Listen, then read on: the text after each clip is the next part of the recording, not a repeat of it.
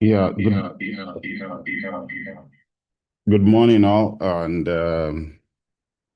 we welcome you to our webinar. And we just want to give just a few minutes, probably 5 minutes, to just have more people join before we get started. Thank you for joining us. Please, just 5 minutes. Thank you.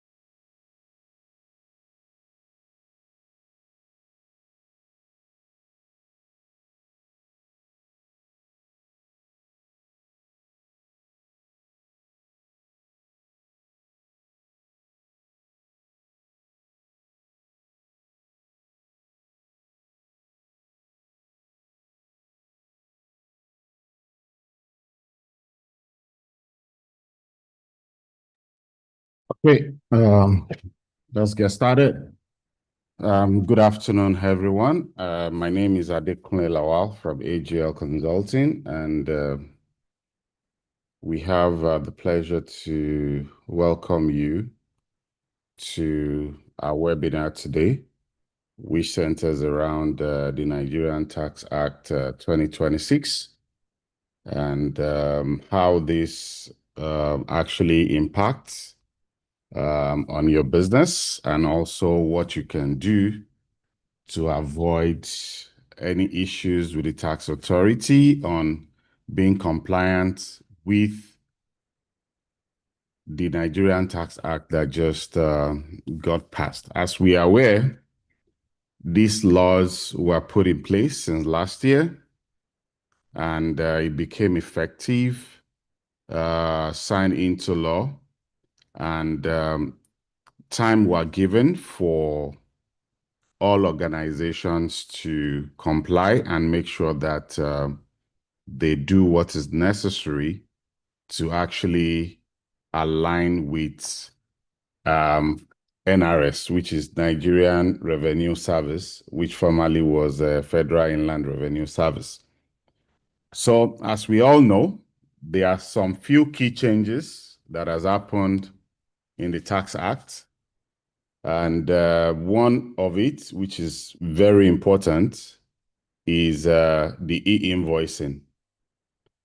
Every organization in Nigeria, in terms of businesses, whether you are business registered or you are a corporate organization that have the RC number, you are supposed to get enabled to be able to do your e-invoicing transmission, and this automatically impacts on your bookkeeping, accounting, ERP, or whatever solution you may be using. You are supposed to make sure that you do transmission. And doing the transmission means that whatever you do within your organization, when you generate invoices, those invoices are meant to be passed through to the revenue service so that they can have a copy of it and be able to also register the VAT elements that may have been recorded. Even if it is a zero VAT, they want to have a copy of it and be able to record it so that, one, it goes into your team on the portal. When you are enabled, you will be able to see all invoices that has been submitted against your team, as well as those ones you have submitted to other client of yours or your customers that has actually been recorded. So, which is also one of the transformation that has happened in the new act.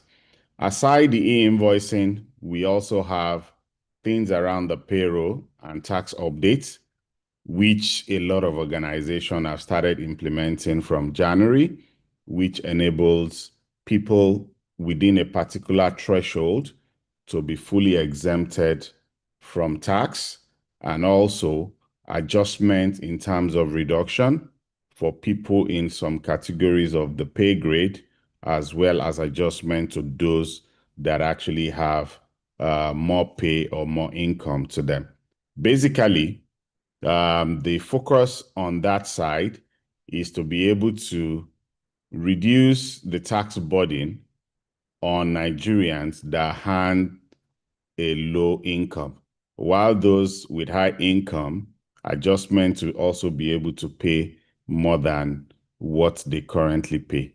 And if you look at the tax law, the purpose of it is to make sure that, one, more people are being dragged into the tax net, to make sure that people now comply more, and also to be able to help the system for traceability and be able to have more insights, which is on the payroll side. There are also things that relates to compliance and penalty. Though the NRS may not have started charging or sending all of this, but we also need to brace up as business, because what it means is the act stated compliance risk, penalties where things are not fully aligned as may be required. And that does not mean we should overlook that, because it is very important that every organization get ready and also align for this purpose to avoid any penalty that may come true. And penalty does not only mean that you transmitting, there's also the part of your vendors. So are you already engaging with your vendor to make sure that they all fulfill what is required by the law? Do they all have TIN? Do all invoices you receive from your vendor have TIN numbers? And these TIN numbers are also validated, because there's a penalty when organization chooses to do transaction without ensuring that their vendors actually have TIN, and their TIN is stated on their invoices for you to be able to record those transactions against them. So it is very important you do this. And this is also what we do for organizations as some of our clients, to make sure that they can automatically put a stop to avoid any penalty on their system, whereby the system can check and be sure that you have fulfilled all that is required before you can do transactions and all that. So another area would also look at is looking at your ERP readiness and the roadmap. Is your system compliant to ensure that you are able to align with all that is required for tax in 2026 and beyond, and ensure that you do not incur unnecessary penalties? You do not get charged by the NRS for failing to comply, for failing to transmit, for your payroll alignment with the new tax law, for your ERP to be able to connect and integrate to the NRS platform to ensure that there is real-time submission. There are different categories that has been put in place by NRS. There's B2B, there's B2G, and there's B2C. B2B is business to business, people that actually will raise transaction between two organizations and be able to do transmission based on that classification. The same thing to government and those that relate to commerce. So the system give you room to be able to either transmit real time depending on your business, or what we call near real time, which means within 24 hours, you are also able to do all the necessary transmission into the platform. Then at the end of the engagement, we're going to open up the floor for question and answer, so that we can take questions and also be able to answer all related questions people may have. So basically, this is what we'll be covering. So to get started with, what are those changes that has happened on the Nigerian Tax Act? There are a lot of changes that has happened in the way and manner businesses will conduct things going forward. One of it that is very critical is to make sure that everyone have a tax identification number. That is one major change. And that is for business and also for individuals. So what it means is, as an organization, you must ensure that, one, you have your enablement done, you have your team, which is very important, and also people you also transact with, they must have team. And the focus goes beyond just businesses and organization. We also need to look at the individuals, because the law also knows that organizations do sometimes deal with individual, which could be their employee. And what it means is, as an employee of an organization, you also need to have your TIN number, so that even for the purpose of you getting paid, your TIN number also get updated into the file. And now this is not like before, where we have states and federal doing things independently. Part of the focus on the new Tax Act is to ensure that everyone, what do I mean by everyone? Every state, both the federal and the state and the local government, they all align for the purpose of the Nigerian Tax Act 2026, which means your JTF, that is Joint Tax Board, JTB, also align where you can validate. Now, enablement and validation and generating of TIN number does not only stop with businesses. Individuals, with your TIN number, your NIN, you can go to the portal to be able to retrieve your TIN number. So what it means is, for every Nigerian that is registered with their NIN, that is your your identification number, you can take it and go to the portal and automatically retrieve your TIN number. And with this TIN number, you will reference it on every transactions that you need to do with the government. So what it means is, if I am paying my tax, whether you are doing self-assessment or you are in a paid employment, you need to provide these TIN numbers so that your employer can automatically provide and update whatever has been taken for tax and also the remittances. So what it means is, if you move from state to state, from location to location, you will be able to have a unique number that everybody will be able to pull and be able to see information. These will automatically help to eliminate the issue of double taxation. For businesses, before now, there are some businesses that are restricted being able to make VAT claim.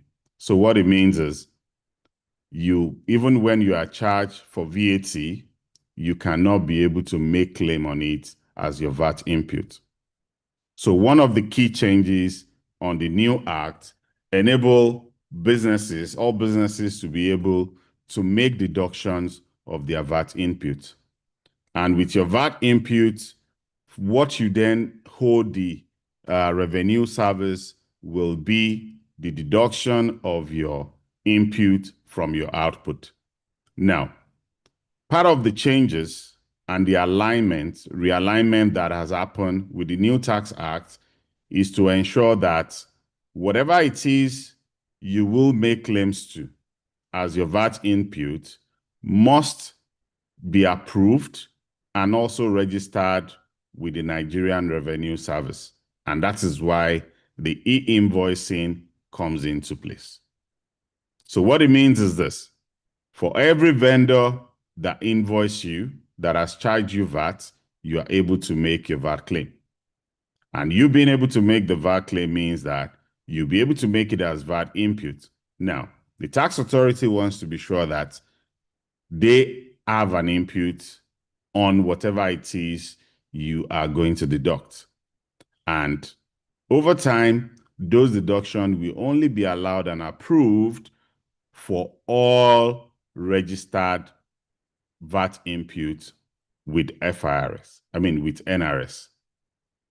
Now, like I mentioned earlier, you will be able to see what has been issued to you from your vendor on your portal, and also the invoices you have also issued to others, which is why you have what we call the APP, which is the access point provider, which gives the gateway for you to connect with the NRS portal.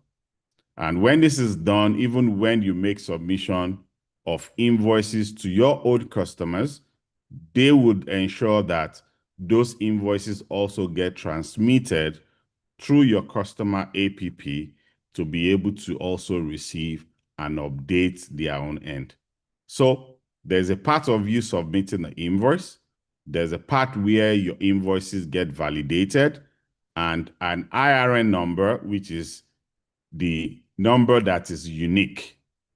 Those unique numbers, which is a combination of your service ID when you get activated and the dates, as well as your invoice number, will get concatenated to be able to give you what you call IRN. This IRN number becomes the reference that stays in your ERP, as well as what stays with the NRS. Now, to also further validate and ensure that whatever you have on the invoice is genuine, there is what we call a QR code. A QR code, which is cryptographed, is generated and automatically embedded or inserted into your invoice as an option. And your vendor, your customer, on receipt of your invoice, can also be able to scan the QR code. So there's an app which is available on the App Store, whether you are using Android or iOS or whichever platform you're using. Is a free app you can download. It's called MBS 360. And with the MBS app, you can be able to do the download. When you download it, you will be able to scan the QR code. And the QR code will validate through the app to actually register and notify you whether or not that invoice is registered with the NRS. So what it means is, it is not just having the QR code. Your customer can automatically scan, and when they scan the QR code, the system will tell them the IRN number. And information that will be provided when they do the scan, it will automatically give them those information to be able to know whether or not it is valid. It tells you the information about the seller, which is the company that issued the invoice. It would also give you the IRN number, which probably will be the same IRN number that is registered on your ERP and on the invoice as well. And in addition, it will tell you the invoice date. So this is what validates the genuineness of that invoice and be able to tell you that this has been automatically transmitted to the FRS, or now called NRS portal. So based on all of these changes that has happened as it impacts the focus, like we mentioned, centers around the webinar, centers around how you impact your ERP, how the transmission, as well as the payroll, among other things in the Nigerian Tax Act of 2026. Now, with all of this information, how ready is your business? We'll be looking at how we analyze the impact on your ERP, just like we have said so much around that and the payroll system. Then, what are the things your organization needs to put in place to be able to get things ready? Then, we have talked about penalties for organizations, just to make sure that every businesses align based on this new act. It's a new way to do things, and we must ensure that we are ready. Now, how do AGL come into this? We are business expertise on ERP. We do digital transformation. And over time, we have helped a lot of businesses to get them to run efficiently with their day-to-day activities without having a headache. And this we have done by deploying different solutions to them. And these solutions come in different forms depending on your business. Aside that, as your technology partner, we also do cloud hosting to make sure that you do not need to worry or have headache over infrastructure and micromanaging your platforms. So by moving you into cloud, makes you to be ready to be on the go, run your business from anywhere, and also reduce the headache of cooling, power management, and micromanaging your infrastructure. So with that, we are able to help a lot of business to transform the way they do things. And on some of our solutions, which we'll probably communicate and shared with you, a platform that also gave you the enablement to be able to comply with the new tax act and getting you ready for integration for you to be able to transmit to the NRS platform. Now, with Nigerian compliance based on the act, you must ensure that your business is fully ready to do this integration and be able to make sure you transmit successfully into the NRS platform, and also do a scrub to check that your vendors are also complying so that you also don't get penalized, not for not transmitting, but also ensuring that those that you deal with, your vendors, also align with the new tax act. There are checklists that we also provide to help every business to get ready if they have not, and also to ensure that they meet all that is required by the NRS. So now, as we have mentioned earlier, what are the key things? A lot has happened. Just a few extracts, which I've also spoken a lot around, like your mandatory NRS E-Invoicing, revised payee and PIT and exemptions, which we have also talked about, the unified 4% development levy, which is also very key to businesses. As we all know, after your audits and your tax filing, there are so many levies that has to be paid. Security, technology, this one and all that, and so many other levy. All of these has been consolidated by the new Tax Act of 2026 to unify them, that only 4% shall be charged as development levy and no any other levy aside your company income tax that you also then pay. We've talked about your vendor compliance obligation, which is also very important, because now that every business are being permitted to actually take out tax input, the NRS want to be sure that those taxes actually get to them before you are able also to take it out, for you to then say, this is the difference I would be paying to the tax authority based on the difference in value. Your VAT input, you less it from your VAT output, and that then becomes what is payable. So insight and being able to ensure that all of these are properly captured is what is driving the e-invoicing. And every businesses are to be comply and make sure that they fulfill all of this. Real-time reporting is also very important, and also audit control. Now, what it means is at the end of the day, on the portal, when you get enabled as a business, you are also able to actually see all of the invoices that your organization have transmitted, like I mentioned earlier, either to you or from you to another customer.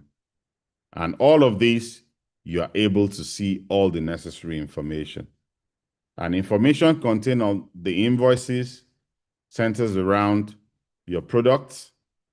There's also what we call the IHS code, which you must also map. So these form part of the prerequisite to get you ready for transmission.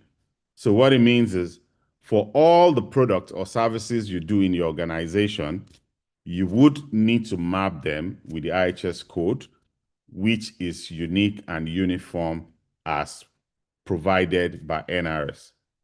So that when you are transmitting, it is aligned based on the IHS code, your price, the quantity, the value, if there's any discount, all of these are also taken care of on what is being transmitted. Then also, the NRS as optional also want to know whether or not you have been paid that invoice.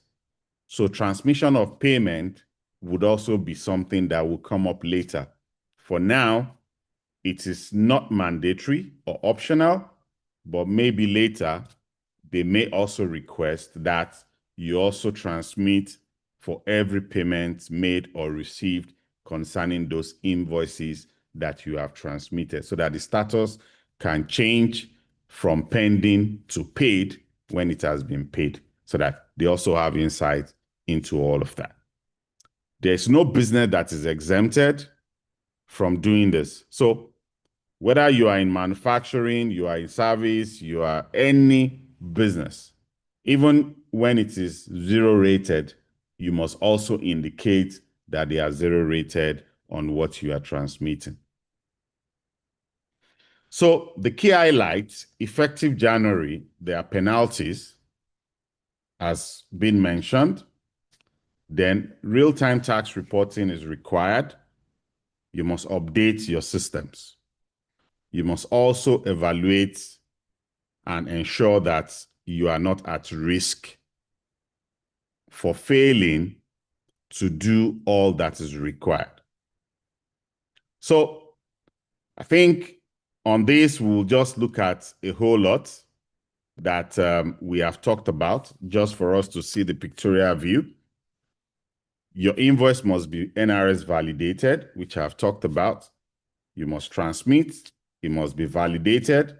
A QR code is generated, which your customer can be able to scan and know the genuineness of whatever you have provided. Also, no backdated invoices. So your invoice date must be correct, and they must also report as at when due. You have a window of real time if you need to do real time and issue your invoices immediately to your customer. Now, this is not going to be a manual process. The transmission is going to be electronic, which means as it happens at your end, it automatically gets submitted. So the submission can be real time without intervention, depending on the application you run and also how you run your business.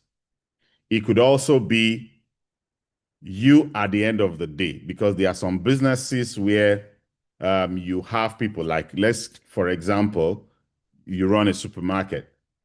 Supermarket, you have a mix of business, corporate client, and also individual that doesn't even have team as we speak. And they will come and be able to make purchases. Those invoices at that immediate point may not necessarily need to get transmitted to the NRS portal. But this can then be done at the end of the day. So by the time you do your day-end invoice summary and all that, all of these are supposed to then get transmitted, which is why you have the option of real time or near real time, which means the system gives you 24 hours thereafter to be able to then ensure that your transactions automatically get transmitted and also get validated. Now, real-time reporting required. The tax authority has visibility and also be able to ensure that they are able to do a whole lot around tax. Then also, manual invoices become risky. So what it means is, for those that do not have a system in place, you must ensure that you actually get a system that will help you to be able to do all of this without stressing your finance or your accounting. Because when you have a system in place, you will be able to do all of this automatic. And through knowledge comes control, which is why we are having this to help you have insight into it and be able to do much more around it. Then, the moment you are able to eliminate the manual invoice, it means that you will then be on the right path to be able to do things the right way. Real-time invoice validation will depend on your ERP system, like we have talked about. A lot goes into what gets transmitted, but of very great importance is the TIN number, which is why we started from the point that whether it is your vendor or your customer, you must make sure that first you do updates of your record.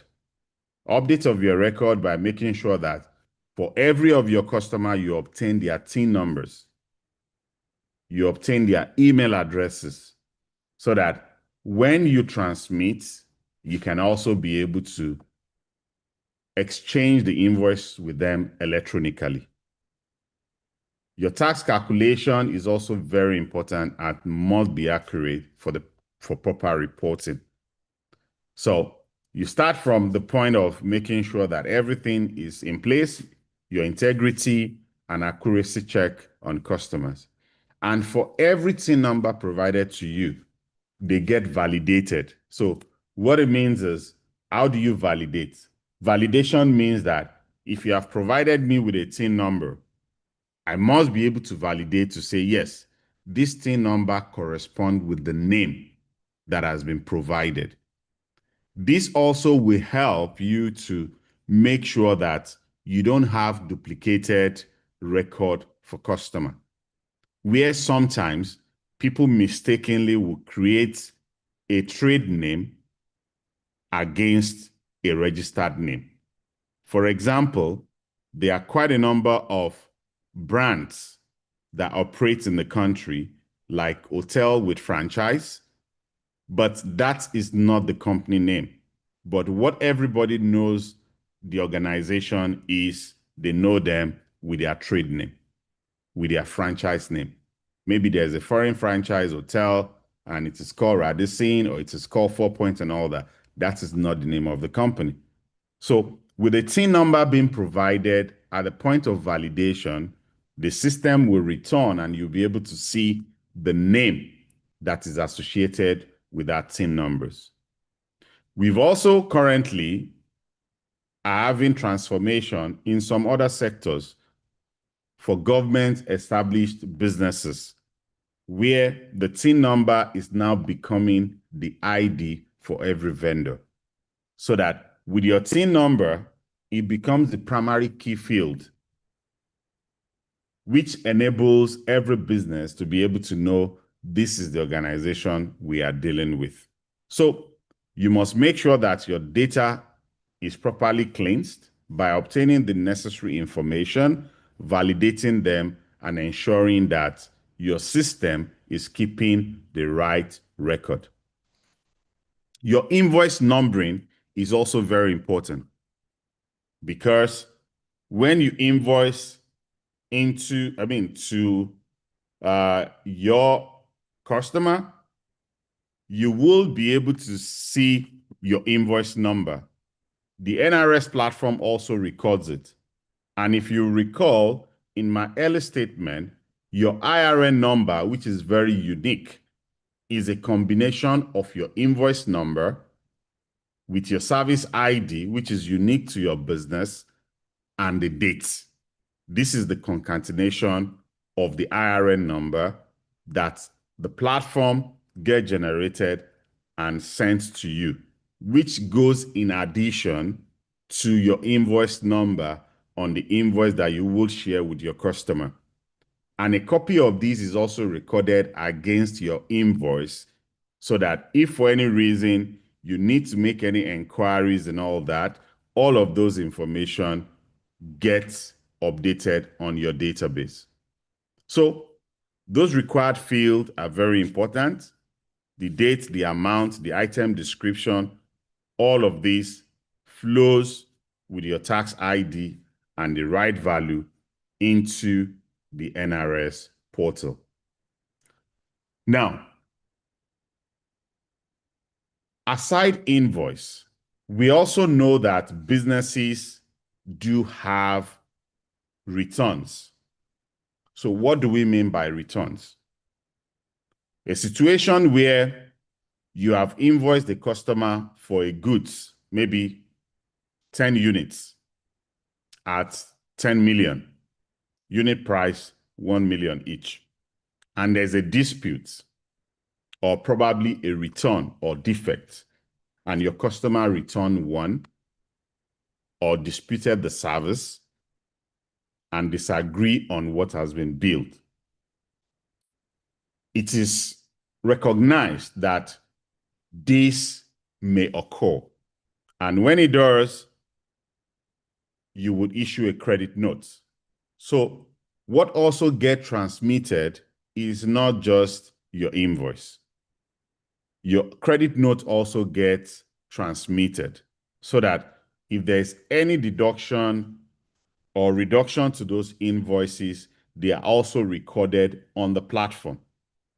So that if you have recorded invoice out 10 million and there is a return, refund, or cancellation of that invoice, a credit note will be issued, and that credit note also gets transmitted. It will have its own unique IRN number as well as the QR code to validate that it is recorded on the NRS platform. Now, with this, it means that what will now then be due to the NRS will be your 10 million less the validated credit note of 1 million, and it then becomes 9 million, which is what you will then use to offset against your own VAT input to be able to then do what is necessary. And this will really help a whole lot during reconciliation, because when there is need for tax audit and there is need to check what is in your books against what is with the tax authority, with this, it gives more insight and clarity to the business to be able to track, because all whatever you have get transmitted. Now, there are some businesses also that their transaction doesn't start from invoice. You may have pro forma invoice. In some businesses, it is called debit notes and all of that. Whatever the nomenclature, you can be able to represent it as you have it on the platform so that the uniqueness you are able to. So if you are transmitting at pro forma where there's no commitment, because sometimes in some business, they issue pro forma invoice, and on top of that is what the customer receives and make payment and also book on their record. So the platform allows all of this for you to be able to record it as it is with your own business. Then, with the NRS E-Invoicing and the system integration, you can connect all your ERP. So irrespective of whichever ERP you use, we also render that service to be able to, because we, with our middleware, are able to connect your ERP and be able to then do the transmission through the API, and it goes through the APP and then gets submitted to the NRS platform, which automatically then send back the IRN and the cryptograph we have talked about earlier. So irrespective of the solution you use, we are able to look at it and ensure that we help you to stay compliant. Your invoices are automatically transmitted, validated, approved, and stored in full compliance in line with the Nigerian tax rule. So under the merchant buyer e-invoicing framework, like I mentioned earlier, there are APPs that enables, which is the gateway for you to be able to transmit your invoice to the NRS platform. And this secure connection makes sure that your business and your transaction are properly secured. So one, it is not just open, it is only secured and also will get transmitted to the NRS platform without any compromise or probably any breach of your data. So all of these are put in place by NRS with the respective APP to ensure that your data is safe and also it only gets transmitted for the purpose it is meant for.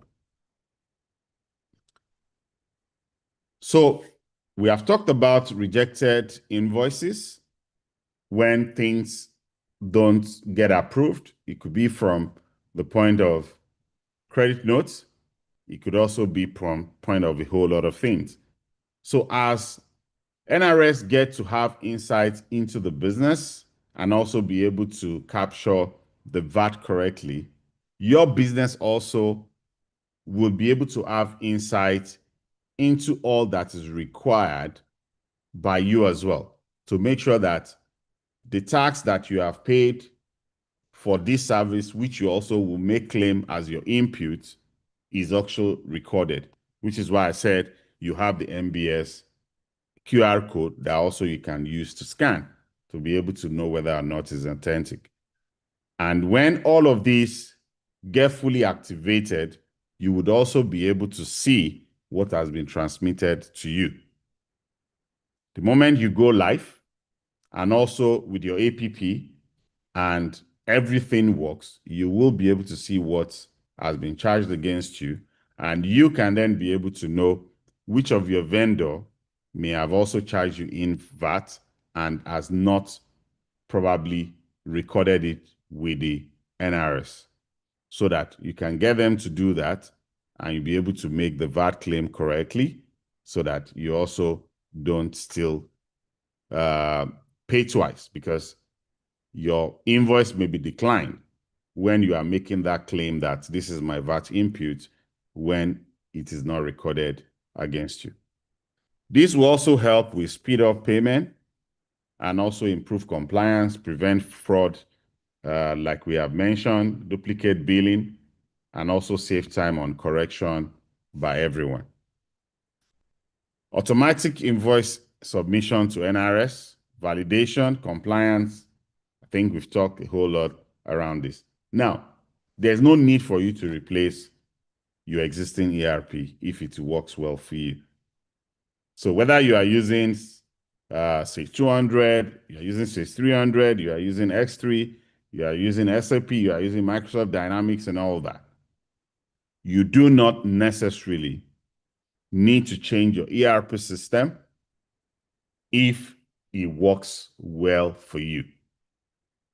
So the middleware serves as the bridge whereby the data can be fetched and then be transmitted, and also all the relevant results also get updated to your ERP. So what it means is it reduces the cost of you making changes.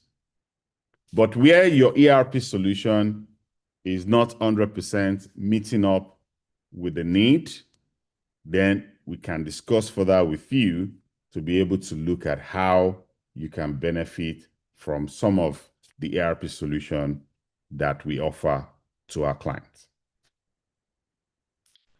So the impact on your ERP, majorly from customer perspective, which is you to your customer, it is on your billing, it's on your finance, it's on your AR.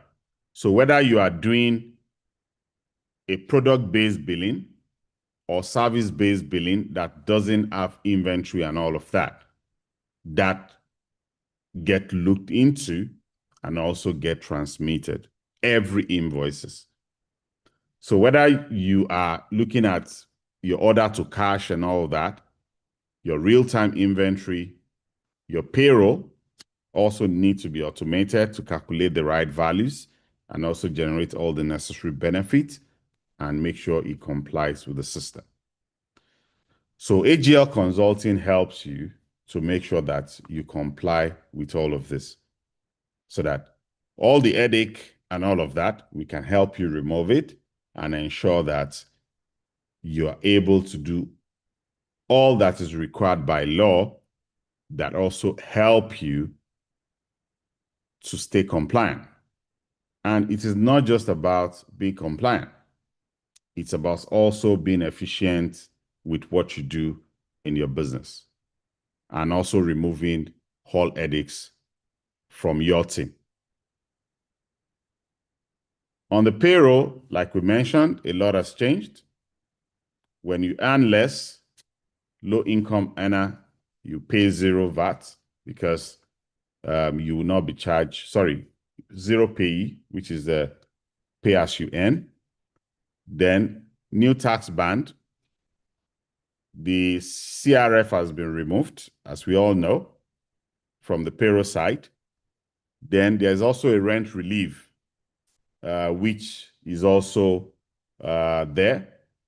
Then for people that also have housing and all that, your compensation when it comes to maybe you are being paid out when you leave an organization, your severance package also, there are also some relief that is also there. There's also strict compliance for employer to make sure that things are done properly. So the question is, your current payroll system,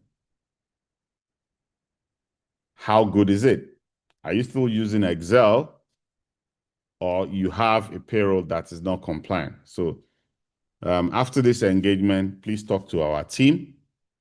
We are here to help you to review and make sure that everything that you have is correct and you meet up without any headache. So you don't still need to manually calculate and validate.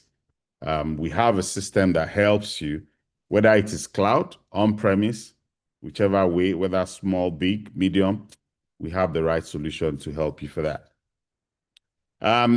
Liability and all of that for vendor.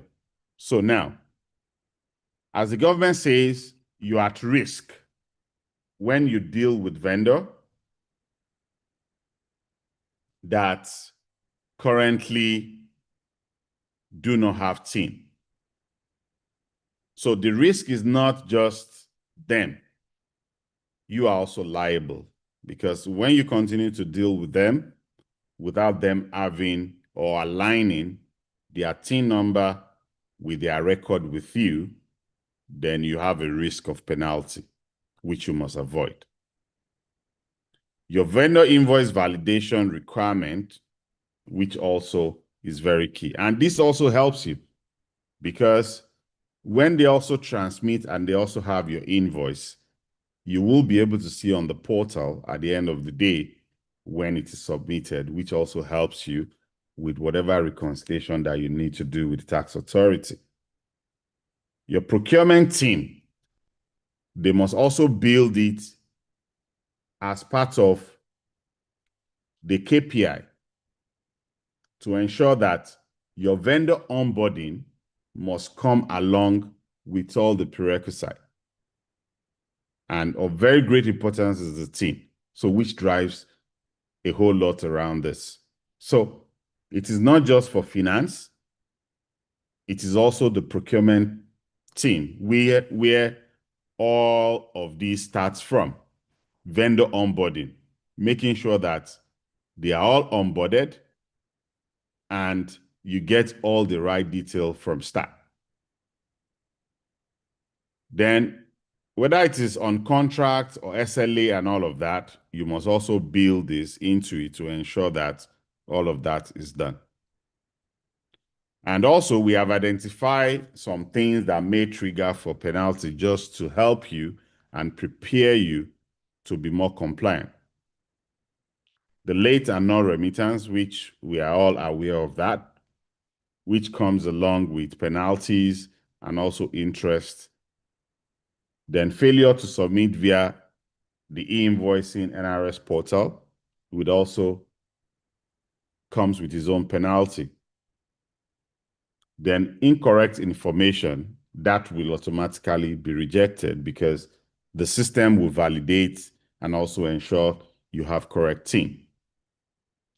Then wrong VATs, the system also check and be sure that whatever get transmitted are properly calculated, which is very important to you and also to the platform. Then payroll non-compliant, we also know that because if for any reason there's a wrong value, it goes a whole long way. When there's a audit, whatever it is, you also pay penalty on it. So basically, doing it right and us helping you to look into all of this gives you more benefit and also save you a lot of cost. Because when things are done correctly, you will be able to ensure that you avoid all of this. Then failure to keep audit-ready documentation. So now, part of audit-ready documentation are those information that are returned. Your cryptograph key needs to be stored. Your IRN number needs to be stored against each of these invoices. So only when you are able to do all of that, that you would be sure that, oh, I am compliant. I'm able to make sure that my audit document is ready. And should there be any challenge or audit, I'm able to provide all that is needed. Now, we have talked a whole lot around this, and we have talked about what AGL offers. We help you in this journey so that you are not just alone. You are able to align with all that is needed, whether it is from the employee side of payment, for you to be able to get your employee paid and you deduct the right tax value, or we are looking at you from business point of view in terms of ERP integration. We help you with the journey to configure your system. And if you don't have a system at the end of the day, we can also help you to ensure you have the right system that will drive the process. Digital transformation for your business goes beyond taxes. It also brings efficiency into what you do. And that is where we stand in the gap for you. By looking at your process, we can come, do a business process review, and be able to look at areas of your business that requires optimization if you already have something in place. And where you don't have something, we can help you to digitally transform so that you can remove all the necessary bottlenecks that helps your business to grow and also reduce where you have different departments, repetitive actions and all that. Because when you have an integrated system, you are able to do things better from a holistic view. Like for this e-invoicing we are talking about, as you can see, based on what we have displayed and what we have talked about, is not just about finance at the end of the day. It relates to sales that generate lead even at the point of onboarding the customer. As part of KYC, they must get all the necessary details for their know your customers so that they can record things correctly. And getting all of this correctly from start eliminates the non-compliance areas that may be flagged up at a later stage. Whether it is for vendor, your procurement team also need to. So when you have an integrated system, it helps you from the beginning up to the end point where you then have invoice VAT, whether or not the VAT is recorded or not. You are sure that from start, everyone is on the same page and they are doing things as may be required. And the moment you are able to, you would then on the portal be able to see all of this. I will show you the NRS portal later after the presentation, just for you to be able to have insight to this and how things also get transmitted. Then we are partners with a lot of business and OEMs that we use to digitally transform business. And like we said, whichever system you run on, we can look at what you have. You don't need to. We can look at the solution you currently run and be able to have our middleware connect and serve as the bridge from your current ERP if it meets up all your business requirements without the need to change. And where there is need to improve on your business and all of that, we can also be able to make recommendations on the right solution to help your business. So it is not just we want to sell you software. No. We want to look at the business and be able to advise on the right solution that will address your business need. Because in our portfolio, we have different softwares. We have different solutions. But what helps you is not just the software, but the transformation that comes with it. And without having insight into your business, having a need assessment of what you do and what will help your business, then the solution may not be right. So the first thing first is to diagnose and check and ensure that this is what your business needs, whether from infrastructure transformation, data transformation, or your business process. So all of these, we are available to help you with the journey. Now, how do you get started? You can request for our service for your NRS compliance assessment, which we can do. And with the assessment, we can be able to tell you and also give you checklists of things you need to do step by step to ensure that, one, your business is ready, and also you understand the specific compliance gap that you may have on your business and start to address them before you even move to the point of transmitting. So you can let us know which of the service you would want us to help you with or your business with, and we can then be able to have our consulting team book an appointment with you to be able to review and then advise appropriately on how to stay compliant. Just to show you what we did talk about in terms of the portal, your business being compliant and all that, the concatenation that we did talk about, I would also let you have insights into this. Now, this is what the NRS portal looks like. And for every invoices that is transmitted, this is what we call the column where you have IRN.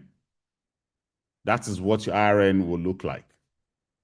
So it's going to be your invoice number, like I did mention earlier, with your service ID, then the dates.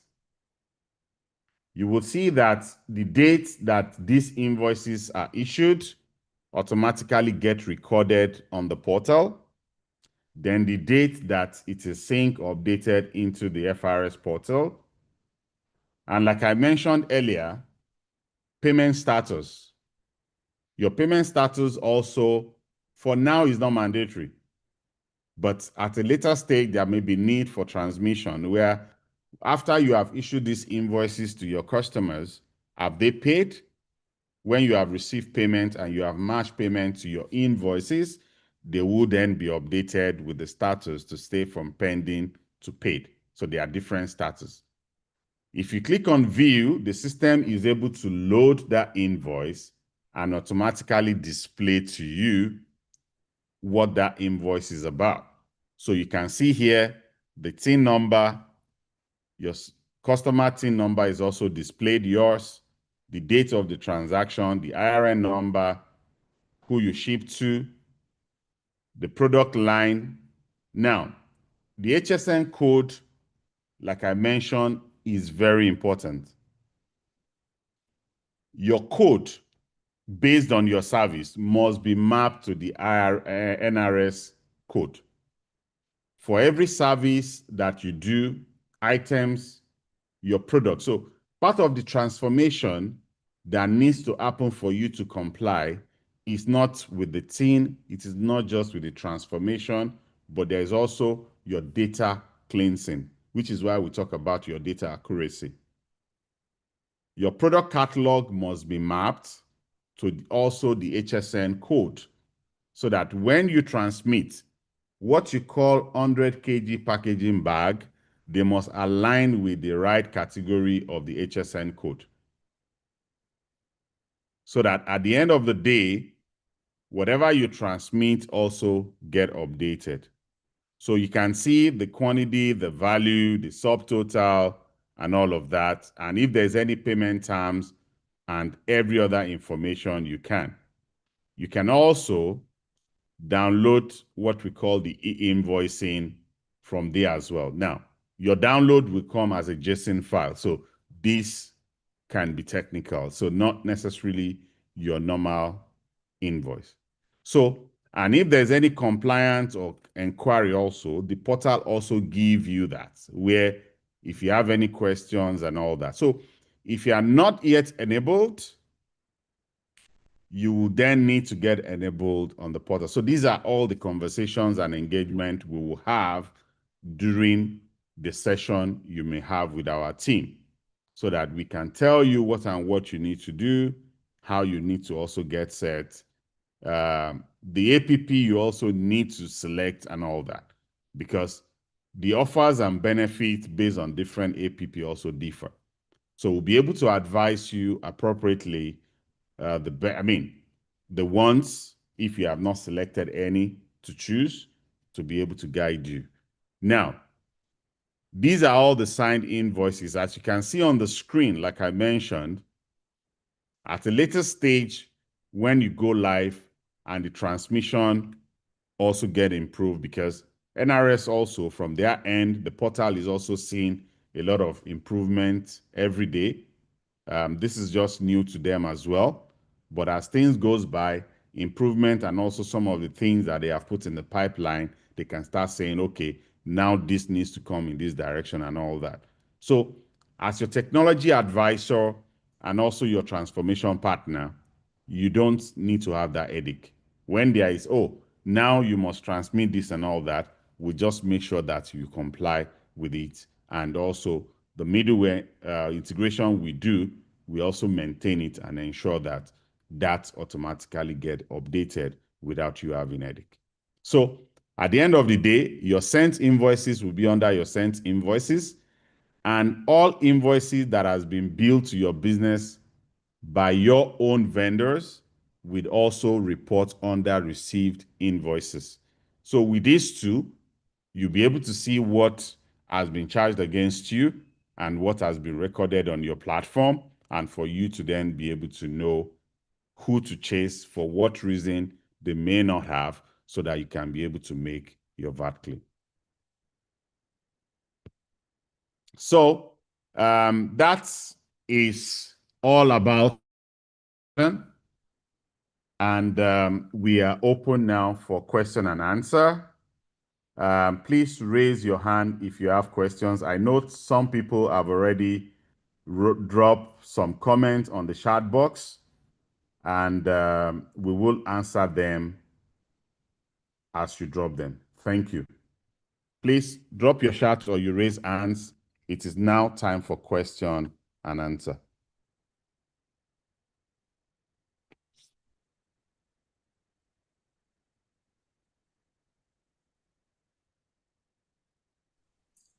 Okay, thank you, Mr. Adekunle Lawal. We appreciate your presentation.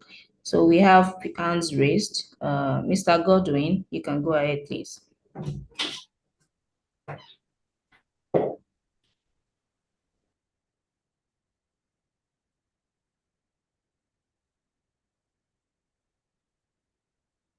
Mr. Godwin, please go ahead.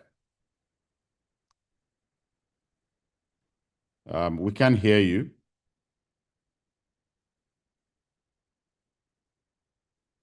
Hello, can someone hear me? Okay, now we can. Please go ahead. Okay, thank you. Nice presentation, sir. Though I did not start with you because I had a network problem, and while the presentation was going on, my internet was going on off. I didn't really capture most of the things you said. But I hope and I pray that the slide will be sent to us later on. I'm working with Integrated Cash Management Services Limited.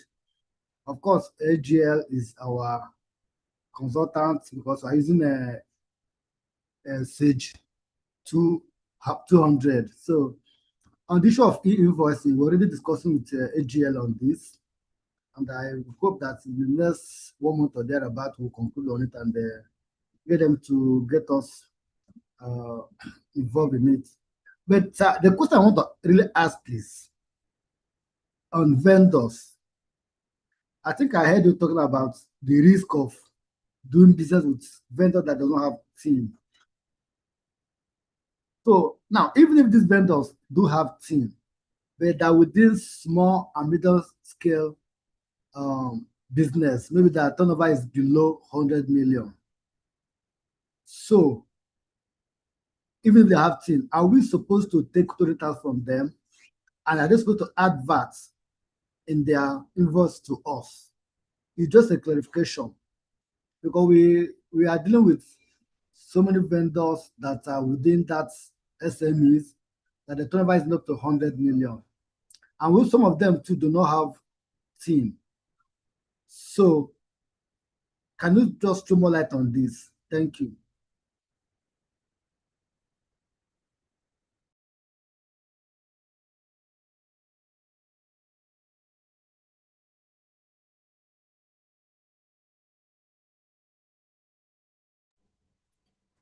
Hello, sir. Can you hear us?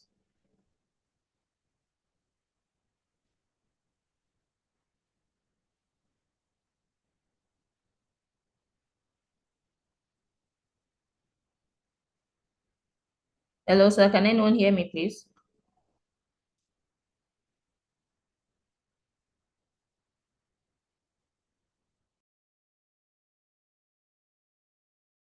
Okay, sorry. Can anyone hear me? Can you hear me? Yes, go ahead, sir. Okay. So basically, the threshold, there are some exemptions to make sure that the burden on businesses is also reduced. Before now, services, whether small and large, are going to be subjected to the tax, whether it is withholding and all that. So now, the primary focus on e-invoicing centers around the VAT, not on the withholding tax part. You know, they are two different things entirely. So if you look at your withholding tax, it has to do with advance payment of your company income tax. So what brought that about is government says instead of waiting till when you do your audit and you file your tax. We cannot wait. So as you do transaction, we want you to automatically pay something. And that thing that you will pay is what is called withholding tax. So your customer will withhold and remit to government as an advance tax. Now, that does not have anything to do with your VAT, because VAT is value-added tax and it is meant to be borne by the final end user of that service or that product. Now, there are exemptions based on the new Tax Act, just like it applied to income tax, like your payee. It also applies to businesses as well. And for small business, the system wants them to be able to have more relief. And these are categorized into, this has been categorized. Small business, and those are businesses that their turnover are not more than 100 million. If your business is not more than 100 million and your total fixed assets are not more than 250, for CIT, now, company income tax, you will pay 0 tax. Also, startups. If businesses are eligible labeled as startup, they would also be able to be exempted from CIT. So now it's just for us to distinguish all of this and how it impacts categories of business. Now, there are also some other people that the government have said we will give compensation relief. Like there's a compensation relief for your CIT, that is your company income tax, which is 50% deduction for salary increase and wages or award for low-income workers. So if your business have low-income workers based on the government category, there's also a relief which comes with your CIT. Now, if you also hire new employees, so these are all the things that are embedded in the new Tax Act. Like I said, the earlier focus based on our engagement is just around the e-invoicing and the payroll. But these are some of the things, including tax holiday for people first 5 years in agricultural business, I know I did talk about the exemption on the 4% development levy. Now, for withholding tax exempt, because you mentioned withholding tax. So if you are a small company, like I mentioned to you, I've told you about the category of what the NRS classify as small business. If you fall under that category, you are exempted from withholding tax. So, and again, what's a small business? If your turnover is not more than 100 million and your total fixed assets is not more than 250, government recognize that business as small company. So for such, they will be exempted from withholding tax. So if you are a small business, in agribusiness, you'll be exempted from withholding tax on your income. So I hope that answers your question. Now, beyond that, are also some other things that are stated in the Act. Now, for VAT purpose, those that will be exempted from VAT. So now, VAT does not say, oh, because you are this and that. They are listed items for VAT that will be either zero VAT or exempted. Things like now, basic food items. The new act allows that it should be zero VAT. So if you are billing on that, it's going to be zero. Rent will be VAT exempt, unlike before now. Educational service and materials in whichever type or whatever type it is, so far it is educational service and material, they are zero VAT. Your health and medical services are going to be zero VAT. Pharmaceutical products should be also zero VAT. So what it means is if your business, somebody is sending invoice to you and it is on that area, then you would automatically be exempted. So you can flag it. So which is why there is more insight and all of that. Now, for small business with turnover of 100 million, I've already told you what the law currently recognizes as small companies. Your turnover for a whole year cannot be more than 100 million to be classified as small company. So from those ones, they are exempted from charging VAT. So now, such business are exempted from charging VAT. Now, there are also other things that VAT are related on because VAT cut across a lot of things. Like, for example, refund on assets or overhead to produce a VATable item and all of that. That is also exempted. Your agric inputs, like let's say a business that they buy like fertilizer, seeds, feed or live animals and all that, the law allows them to be zero VAT, which means they are exempted. Then a lot around agriculture anyway, let me just put it, because the government wants a lot of people to invest more in the agri sector because we need to feed the nation. And incentive that also would drive people to be able to do that is all this relief and incentive.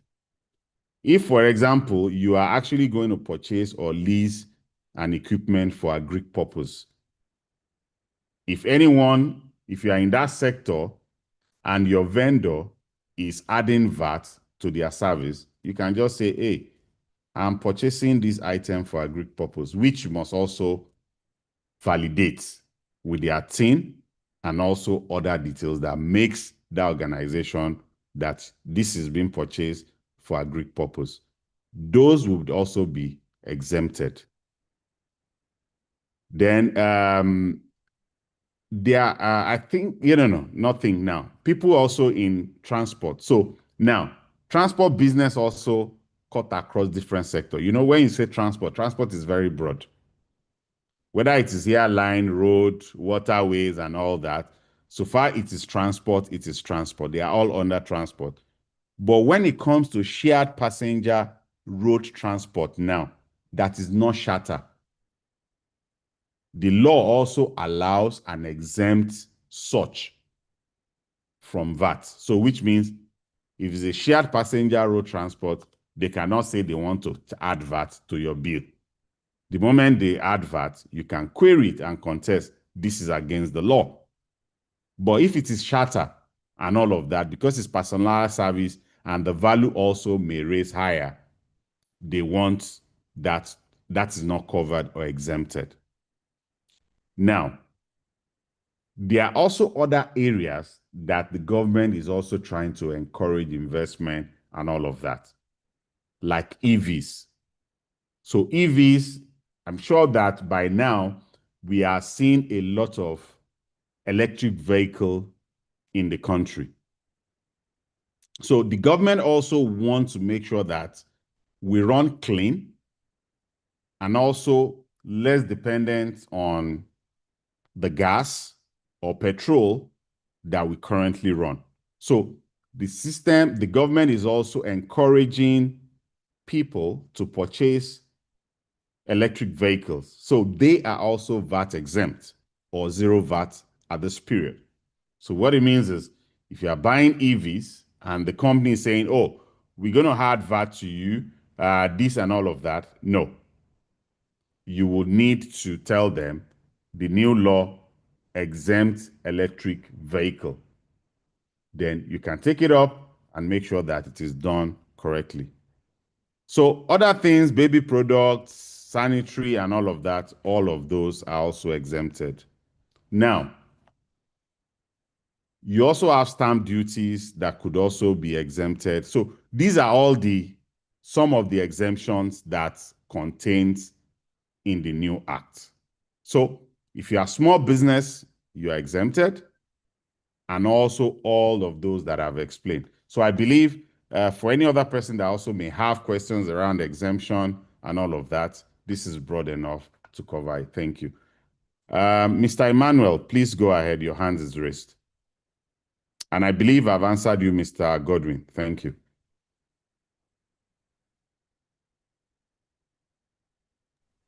Emanuela, you can proceed, please.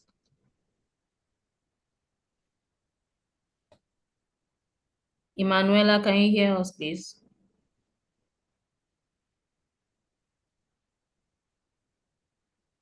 Okay, I'll just quickly take the questions from the chat.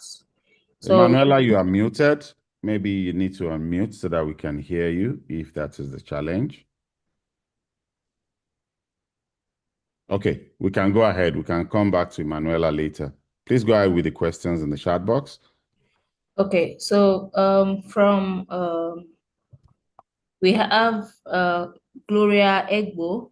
She's asking, can rent relief be claimed under the Nigeria Tax Act, where rent is settled through barter or non-cash consideration instead of direct monetary payment? Okay, so the new act and effective, effective 2026, it was signed to law last year, require that documentation is very important. So, yes, you can have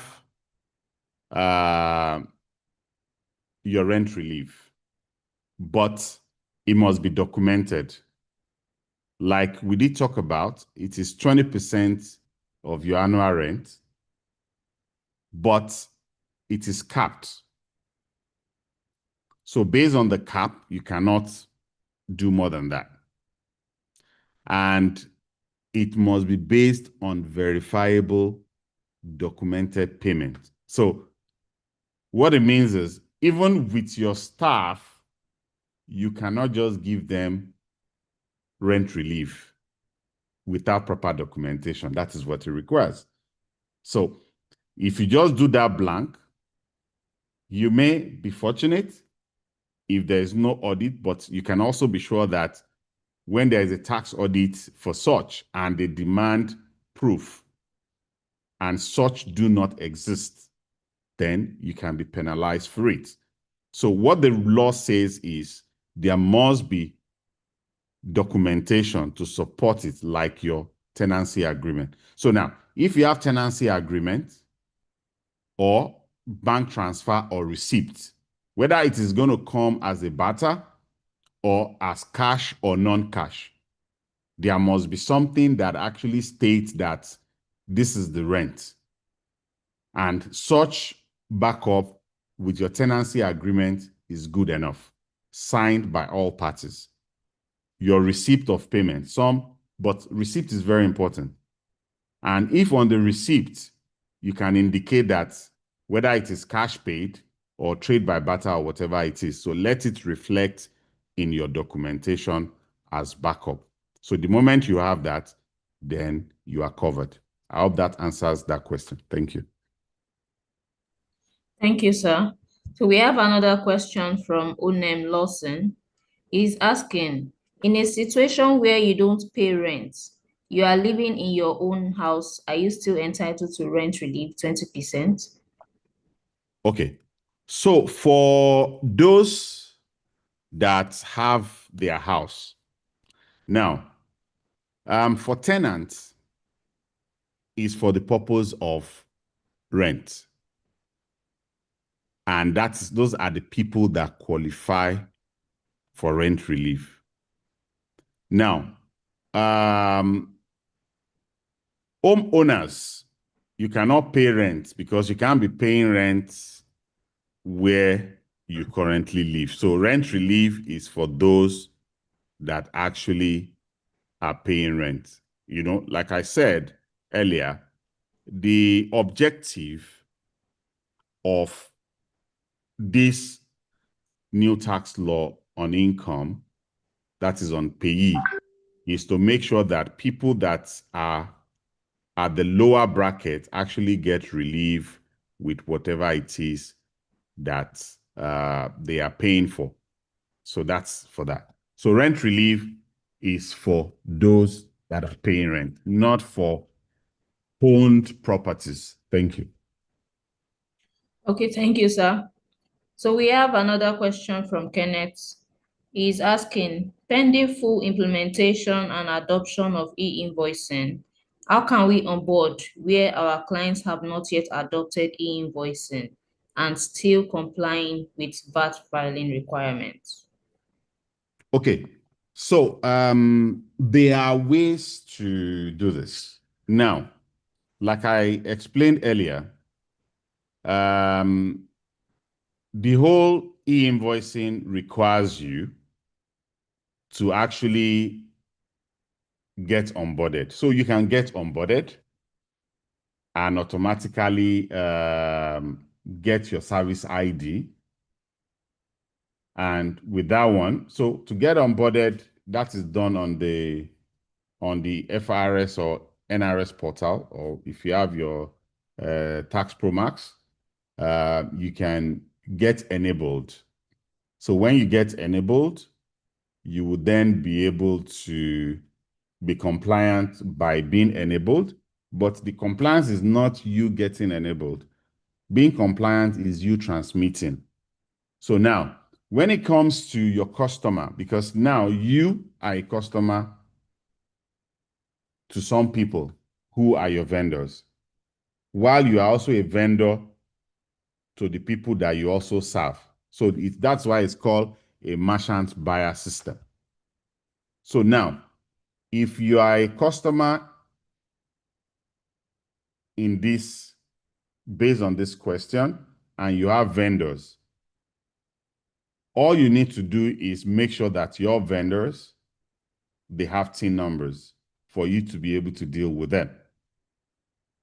And it is their responsibility, that is your vendor now, to transmit that invoice they have given to you to NRS. So for you to deal with them, so far you have their TIN number before you deal with them and it's validated, then you are good. So you are not breaking any law there. You are not charged for their own failure. But it is only when you fail to transmit the invoice to your own customer, that is where non-compliance for transmission will come in. I hope that answers your question. So yes, you can deal with a vendor that is not fully compliant with transmission, because every business is going through it now. Even people that are doing integration, not all of them have switched to live. Some people are still in test mode. So it is only when they switch from their test mode with their integration and they go live, that whatever then get transmitted through their APP, that you can also get all of that. So, which is why this engagement is coming handy, so that you can get ready. First thing is get compliant. And also not just that, on the NRS platform for integration, we get to put the stage where we are when we are doing your project. So what it means is, if we are doing integration for you, NRS is also tracking, because we report this is the stage where we are with you. Whether we have started, whether we are at UAT stage, whether we have finished all testing, whether you have until you go live. So they track the monitoring at their own end also to know that you are in the you are actually on the chain. You are actually making progress with your integration, but you must get started.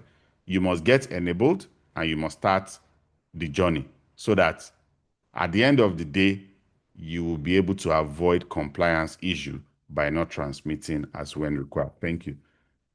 The next one, I'll take the next one, then go back to some people with their hands on. Good afternoon, sir. Please, if a vendor invoice me, how will I know the vendor fall under a small company? So, which is why you need to get those information, because you must get their financial. So now, that is what the law says. But in practice, a business does not stay in a category forever, because you can only be assessed this year by your last financial year, because we won't know what, you won't even know what a company will do as a business this year. So a company that did maybe 250 million last year may fall under 100 million this year. So, but you probably will assess based on their last financial. So part of the KPI or know your vendor or know your customer is also to actually get all of this information so that they declare what their turnover is, so that is also recorded against them on your ERP. So it means that you will have a field on your ERP that must track what the vendor has declared as their income, to be able to recognize them and also know whether or not they will be VAT exempt in whatever they are doing with your business. Thank you. I have buyer hands raised. I think we can take the question before we move to the next questions in the chat box. Thank you. Please unmute and go ahead with your question. I don't know if it's Mr. or if that is male or female, so that's why I don't want to. So buyer, there is a name with buyer on the participant list. Please unmute and ask your question.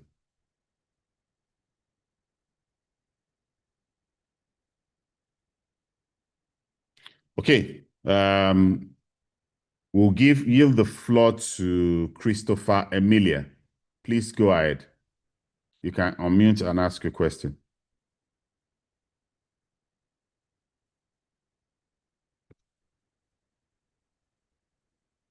Okay, I think maybe she has connection issue, or he.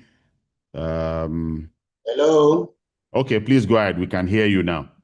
Yeah, thank you very much. Actually, I was trying to unmute myself, but it's like it's from the host. They refused me to unmute, but they gave me the permission. Yes, I wanted to ask a question around. Thank you for well-deserved presentation, and we appreciate that.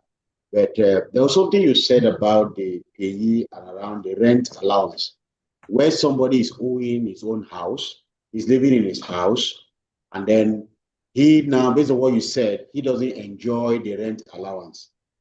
I don't know. Does that mean that if somebody is living in his house, automatically he has thrown away the rent allowance in that form?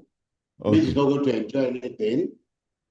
Because if the house, there's a little maintenance to do to the house too, to keep it well deserved, well habitable. Okay, all right. Thank you for that. Now, like I mentioned, the primary first concern of the law, like I told you, is people at the lower threshold. And that is why you see that people at the lower threshold, they get rent relief. If you're earning 1 million or thereabouts, 800 annually, you are actually automatically exempted. And also you have VAT exemption on food, because food education and all that. So this cut across the cadre. Now, if you are now at the point of rent, it is also assumed that if you look at even the value, the cap, you see that the cap for rent is also at 500. And what it means is if you are renting 500, you are also relieved, just to make sure that. Now, for high income, even on payee, you see that there's increase in what you actually will pay. If you get to a particular threshold, you will pay.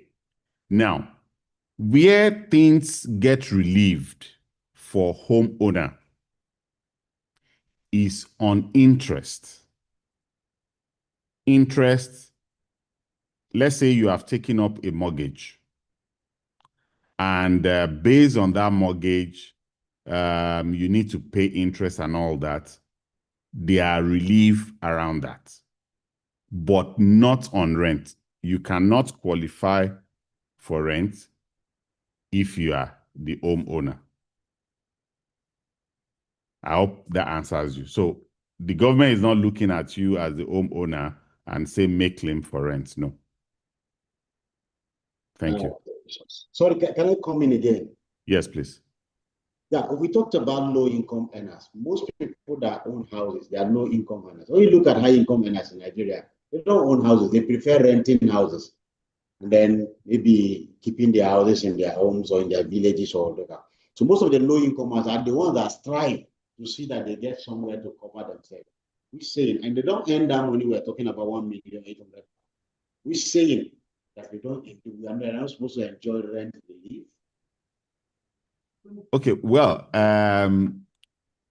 it's the law, and that is what the law is currently. So now, I agree with you that someone may not be a high-income earner, and maybe he or she inherited a house or built. But if you look at what people that are exempted, there are people that actually earn 800. I'm wondering what's 800 in a year. So this 800 is not in a month. It's in a year. So if you break it down, you are just looking at about just 80,000 naira per month, which is just the minimum wage of 70,000. So I'm just in my head wondering if 70,000 can put blocks together in today's this thing, if it is genuinely from such income. So there is a part of what you earn and what is declared. So if you say, oh, the person based on the payee, but if you have side hustle, now don't get it mixed, because you are in paid employment and you are earning 70,000, which exempts you for this thing. If you also have other income, side income, that fetches you more money. Let's say, for example, I'm a realtor and I'm involved in selling houses and all of that. And let's say at the end of the year, from my realtor side also, I'm able to make 10 million for that year. Your income is not 800,000. It is 10 million plus 800,000. So you are going to be subjected to tax, because your income is not just from the paid employment. So which is why your sources of income comes from different angle. Even if you are playing bets, some people that play Baba Jebu or Bet Naija and all of that, all of these are also income, and they are also subjected to tax.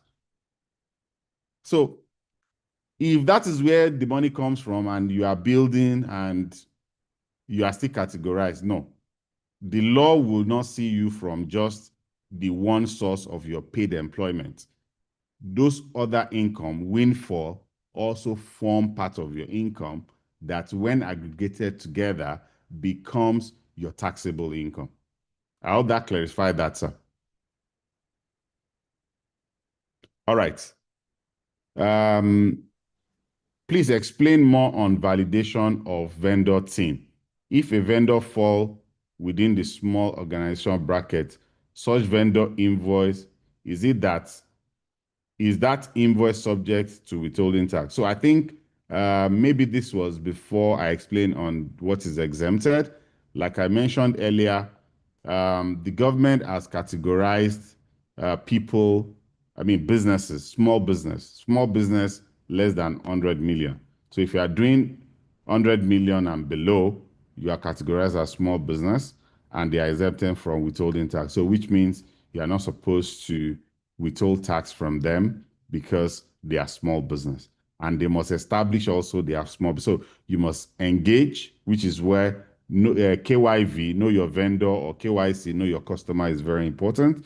Get to know which categories they are. If you also want evidence, you probably may ask for their financial statement for the previous year to be sure that whatever they have submitted or they are telling you is correct. Then also their vendor TIN number, you will get it. So whether or not you are exempted, every business have a TIN number.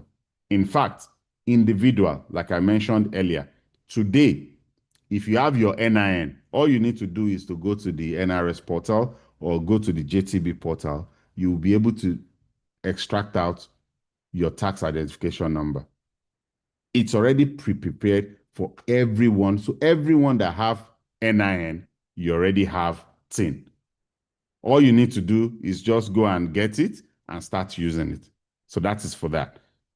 So I believe that explains that. So your validation of TIN. So validating the TIN number, if you need to do transmission, even if you want to validate even a TIN, we probably may share this later during consultation or probably post webinar information to everybody. So we'll share some link where you can actually go to impute that TIN number to see whether or not that TIN number actually exists. So you can validate it manually, which is where, without integrating to the portal, so that you can go there when somebody says, this is my TIN number, for you to know whether or not that TIN number is correct. So we'll share the link so that you can go there, impute it, then you'll be able to see whether or not they have that TIN number is correct, so that whatever you keep in your record is also correct. The same thing applies for your customer also, because when you are transmitting, your customer must put their TIN number.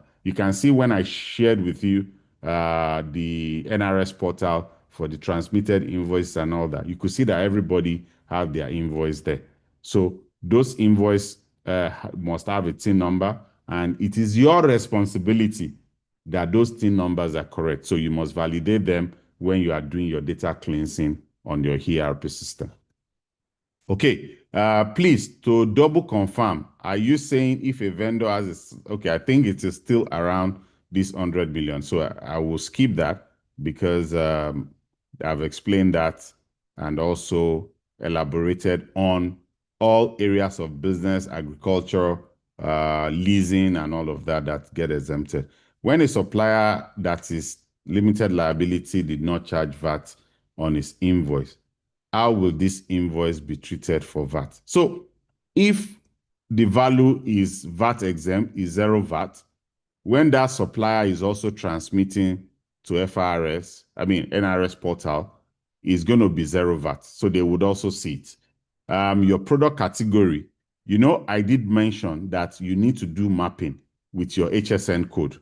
Your HSC code or ISN code actually map to the product with NRS.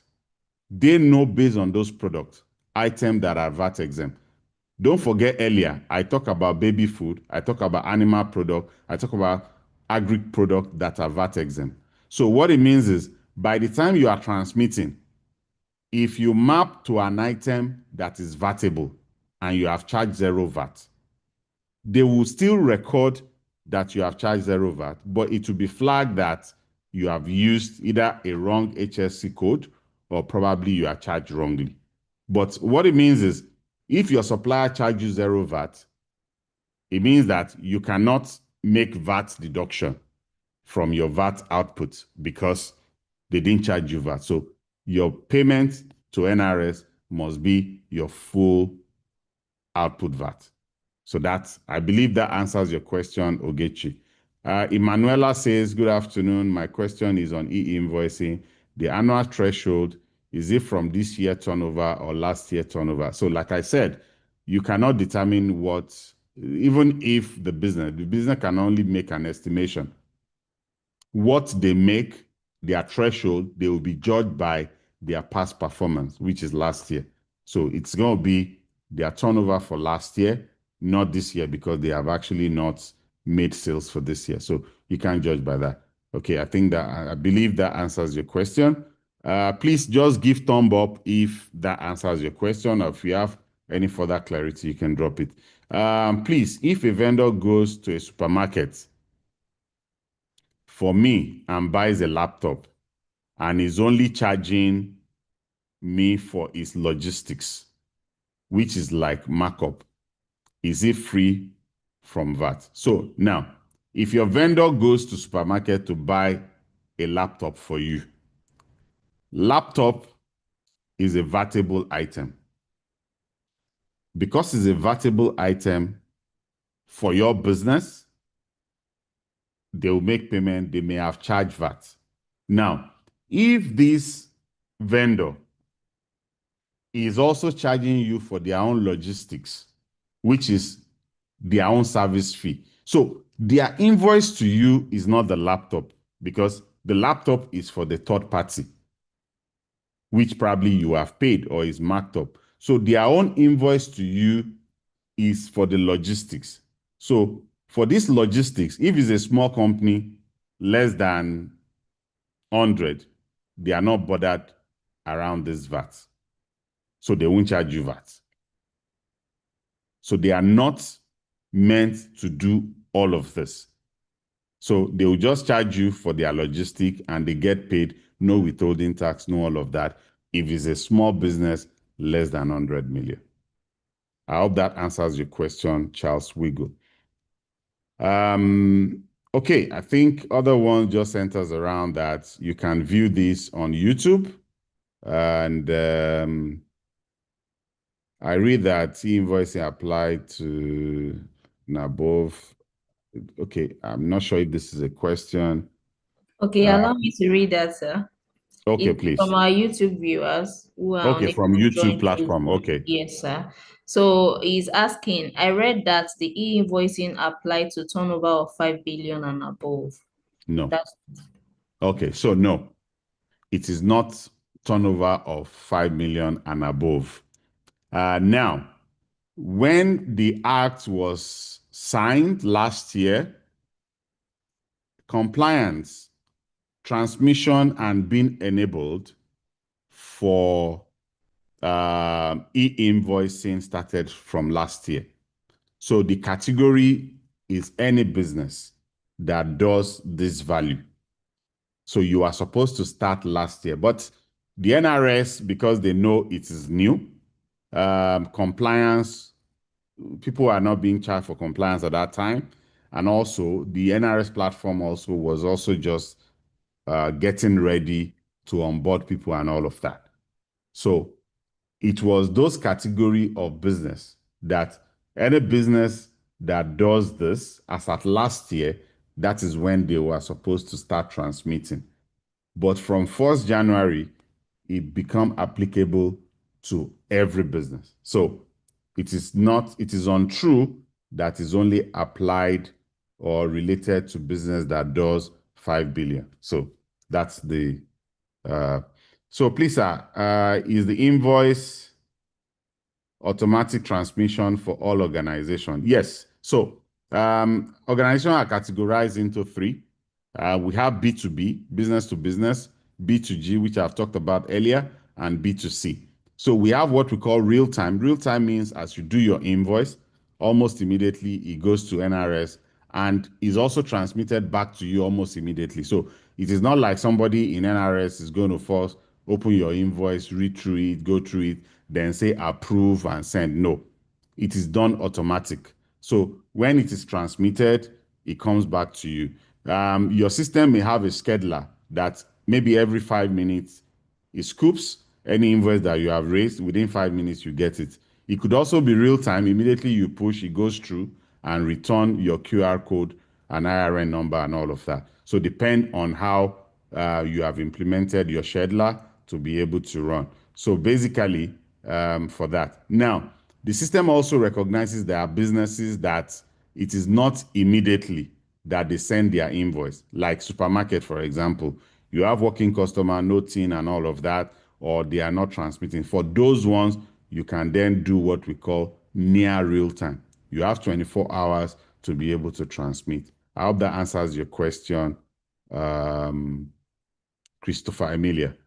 So are we saying as a landlord, I think I've spoken on the rent and the rent relief as per law. How can one get NRS app? The NRS app, you can go, it is called MBS 360. Please go on your Play Store or on your Apple Store. You can search for it, MBS 360.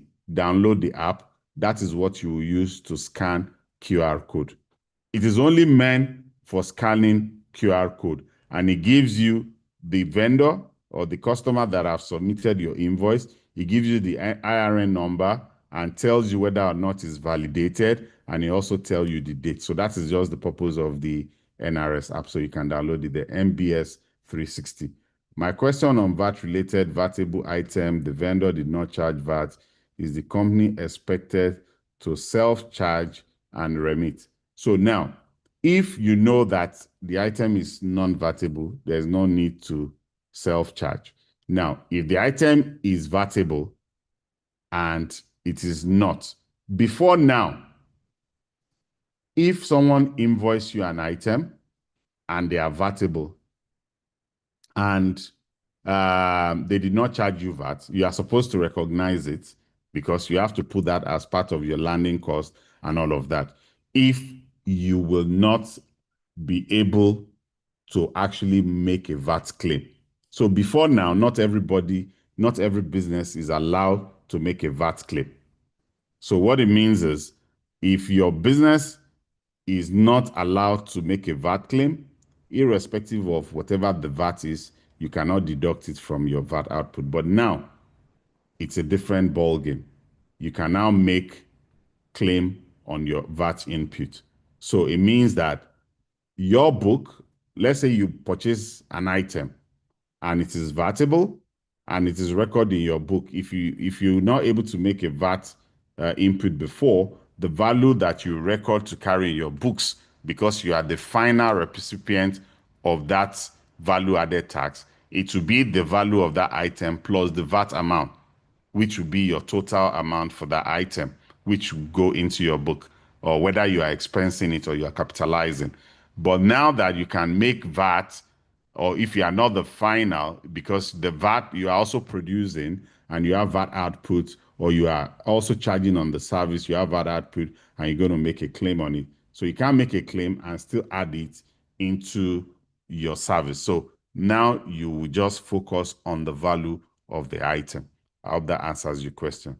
What happens when a vendor is a small business and the beginning of the year and a big company gets in to the end of the year? So at the beginning of the year, you can only know what they claim they have. Whether or not you are 100 million or small business, it must be based on what you have done previous year. For the current year, you may not know. But yet, if business, maybe at the beginning of the year, you've already done the first 2 months, you have done 100 million, then you must also, as a business, not mislead your customers or your vendor. You must update them. You are no longer in that category, so that you also do things appropriately. Because if you don't charge VAT as a business, and also you also don't apply what is necessary, by the end of the year, when you also then do your account, you may then also have queries around that. It depends on how the tax authority want to treat it. But if in the first month you have done a transaction of 100 million, you cannot still go in February and March and still be saying you are small business for that financial year. So it is expected that the business also report things correctly, so that the tax authority doesn't look at it from the point at which they intentionally want to mislead and also be subjected to any sanction. So I believe that answer your question. In the new reform ERA, filing for annual for employee payee is the responsibility of the employer or employee. So I mean, any employee under your workforce, the employer is expected to file monthly. Now, monthly, what they have deducted. It becomes the responsibility of the employee going forward. Now, with the new tax law, you need to do your tax filing because the law also recognizes that your income might not be from one point. So if I'm earning income, just like I mentioned earlier, I illustrated where someone is an employee somewhere and is earning 70,000 naira, but is also a realtor and is doing either freelance and is marketing things and selling houses and all that. And at the end of the year or maybe in the month, he makes 1 million. So your tax at the end of the month is not just the 70,000 that has been exempted. It is actually 1,070,000. So you also need to do your own self-assessment and also make submission and also pay what is left. So you already have your TIN number. You can be able to pay into your tax account, your TIN account based on your TIN number, not only what your employer, because your employer is only contributing to your TIN what they have deducted, which may not be all that you have had. So if you also have extra income, then you must also declare and also pay that. So that is the responsibility as part of the obligation of the employee. Okay, I think we need to round up. I think we have exceeded the time, but we'll round up just in a short while. Other question centers around supermarket, which I think I've also talked about the where they need to transmit. I have Augustus on invoice on personnel supply that have a markup as a percentage. Please, what value will be reported for e-invoicing? I mean, if your service fee is the markup, then that is your value, because if you are not the one. So if you are a recruiter, for example, or probably they are not your personnel. So there's a difference between I'm supplying personnel and there's a markup which is my service fee and it's my invoice to the customer. So that is what your VAT will be on, because that is the value you're adding. But a situation whereby these are your personnel and you are charging them as a charge out rate. So you are invoicing 100%. So whether there's a margin in between and all that, you are billing them 100% as your service. So it means my service is 100% because they are my personnel and all that. Then it is based on the whole value. But if you are just like a broker, insurance, for example, if a broker a deal on insurance for you, the premium is not 100% to theirs. The premium it's for the insurance company. The broker is only charging their own fee. So their own service is just the brokerage fee and all that. And that is just similar thing to what you have explained. So the markup is your own service fee, which you must state is your service fee, and the value that you actually will charge VAT on.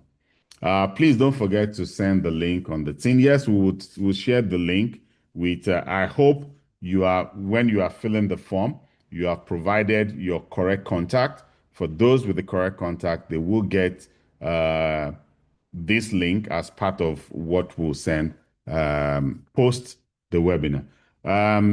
Please, can we have a copy of the meeting via our mail and all that? So please, my colleague will share on this chat, and also part of the link we would also share with you post the webinar communication is our YouTube link. So you can always, we are live streaming now, is also on our YouTube link. You can always go there and be able to use it as a point of reference. Okay, I can see that the YouTube link has been dropped. So just click on the link. You'll be able to see everything that we have actually gone through today, and also we have showed to you. I think that is the last question for the day. Any other one, please? Can we have a copy? Okay. What if vendor charges you VAT and you know a vendor has a turnover of less than 100? What will you? I think I'm sorry. Who is that? So with that, what will happen is if the vendor charges you VAT and you know the vendor has a turnover less than 100 million, yeah, so you can take it up with them that based on the law, you are not supposed to charge this because they will not report it. So if they don't report it, you don't get to make that VAT claim because the important thing, why it is very important you have insight into it now is because every business can make a VAT claim. Before, you just will add it up to your service and expense it. If it is a service you are expensing and if something you are capitalizing, it will just be the cost of that asset plus the VAT, which is actually is going to be your asset value. But if you would then be able to make this as a relief or deduction on your income VAT, that little is going to be changed totally. You cannot make claim on it and at the same time charge it on your asset, which means your allowable expenses for that particular asset would now be higher than what it should be. And the tax authority will claim it because you have already made relief on this. And also at the same time, you are still adding it as part of your allowable expenses on your asset. So they will. So the same thing on your overhead. So you need to then be able to look into that from finance point of view. Okay. I think that is that. Thank you, everybody. I'm not sure there's any other question we have Hello, not sir. answered. Yes. Okay, sorry. Allow me to just read this last question from the Okay. YouTube viewer. He's insisting you respond to that. So he's saying also on withholding for supplier or distributor, the withholding should not be on total invoice sum, but rather the portion of distribution. Can the invoice separate distribution cost from the total costs that we apply withholding on the distributor? Also, for construction company, if advance payment is paid and it covers more than a year, how do we spread the VAT or withholding tax? Okay. I think there are two different things here. Is that two different questions or from the same person? From the same person, sir. Okay. So, because there's a part of advance payment and all of that, because if you are talking about distribution, so distribution, maybe you have a distribution company, you get products, and you then distribute those products. Now, if you are billing those products as yours in your product catalog with the pricing and all that, the VAT is on the whole value. So don't forget that we did talk about your mapping earlier. Every business has an input and they have their margin. So your billing, recognizable, your income or revenue does not translate to your margin. If I, let's say, import an item and based on my imports, the cost to import the item is 500 naira and I'm selling it at 600 naira, my VAT is not going to be on 100 naira because that is my margin. No. Your price for that item is 600 and your VAT is going to be 7.5% of that 600. But your input that is the cost of your input or your landing cost for import is 500. So the law does not say bill VAT on the margin, which is my markup on that. No. It is only whereby the service you are rendering, you are a middle point. So the product is not yours. You don't carry those products in your books. They are not your inventory. I mean, they are not your items or your inventory. You are only doing a value added. So what happens is your value added is what you bill, not the whole item. The moment you are billing, the whole item is not yours. So if I get an item and I'm a distributor, and my service is a markup for distributing that item, not carrying that item in my book as mine. If I buy the item and I buy it to sell, you are now a reseller. then the item is already in your book as your item and your selling price.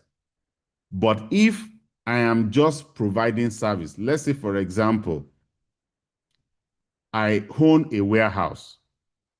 People bring their item to my store and I store the item, they buy the item, and my own service charge for doing the distribution of those items from my warehouse is now 50 naira. So I'm going to bill that customer 50 naira. And it is upon that 50 naira per that item that the VAT will be charged, which is my own service, not 50 plus 500 makes 550, which is in my book, and I'm billing 550. You cannot segregate or separate that value from the whole price amount. So you cannot do your manual calculation and say 7.5 or 50, but yet the price of that item is 550. No. It must be different line. It must be that this is what it is. Just the same way you may render a service and there's something you call reimbursable. Like if your auditor, they come and work for you, they will charge you for their fee. Then they may have some things you call reimbursable expenses, maybe their transport, this and that. They will charge you that, which is not part of their service fee, and they will not charge you VAT on those reimbursable. So this line item need to be separated and also carry whether they are VAT exempt or they are not VAT exempt. The same thing, in one invoice, you may have different type of invoice type on them. Let's say I purchase an item that has 0 VAT, and on another line, there's an item that actually have VAT. Then you must have line 1 with VAT, line 2 with 0 VAT, and all of that. So, which is why when you are transmitting invoice to the NRS, it is not the summation of the item that get transmitted, all the line items. So if you have 50 line item, all those 50 line item goes to NRS, and each line must carry its own discount, its own VAT, and all of that, so that at the end of the day, they are able to earn, which is why the HSE code is very important. Part of the prerequisite for the transmission is that you map all your services and products to the HSE code so that they can also align that, yes, based on your categorization, this item is VAT exempted. There's also another question that you have talked about, construction company that have what you call IPC, which is your interim payment certificate. What it means is you have business, maybe they have either given you an advance payment or they pay you based on milestone. Now, for you to get paid, an invoice is raised. If they pay you based on mobilization before the IPC, that is an advance payment on account because there is no value exchange at all. Now, if you want to record this information with the NRS, like I mentioned earlier, it supports invoice, debit note, pro forma invoice. So if you have issued a pro forma invoice or a contract invoice, you can indicate it as what it is, but not value yet, so that they can also be able to capture that. But you agree with me that when they pay you advance payment, it is not on the invoice because there's no value yet. So that will sit against your account. In fact, even in the customer that pays you, they will not report it in their trade payable account. It's going to go into advance payment until you actually render the service that they will nail it off to their payable account to net off that they have paid you. So basically, the VAT is not going to be on your advance payment, it's going to be on your invoices. I hope that has answered your question. Thank you. Okay, so I think that is all. Adeyemi, thank you so much for this great presentation. Thank you as well for the comment. We appreciate your kind attention to get started. Okay, so these are feedback forms will also be shared.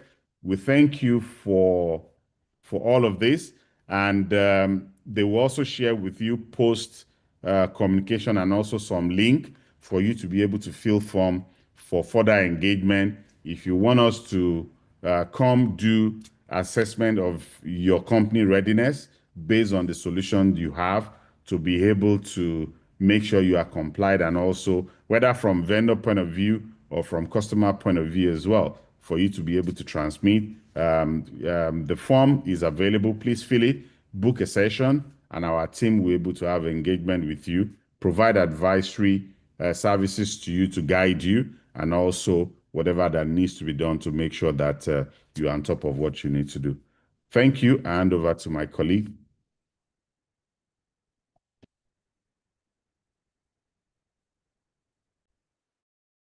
Okay, thank you so much, sir. We appreciate your time.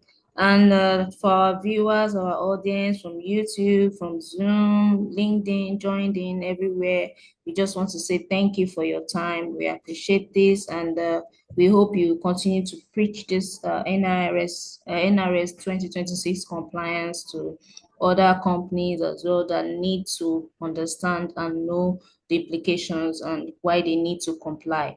Okay, so as we wrap up, I believe we have also notified you of the form that you need to fill.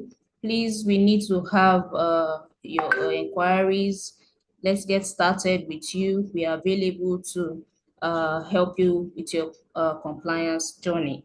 Okay, so I believe there are no more questions. We round up the section now, and we look forward to hearing from you. Thank you. Bye. All right. Thank you, everybody. It's nice connecting with you, and we look forward to working with you to help you in this journey. We are your partner, whether from the software advisory, compliance, and all of that. We really want to help you to have a smooth journey on this. And whether it's from payroll side as well, please talk to us and fill the form. We want your feedback. I mean, your feedback will also go a long way if we also will do much more of this to also enlighten you more, your team, and all of that. And if you have any question, we also have email addresses and the form. You can go on our website. We have form depending on what areas you need clarity on. We'll also be able to do follow-up and guide you all through the journey. Thank you, and enjoy the rest of your day, and have a very lovely weekend. Bye for now, and God bless you all. God bless Nigeria.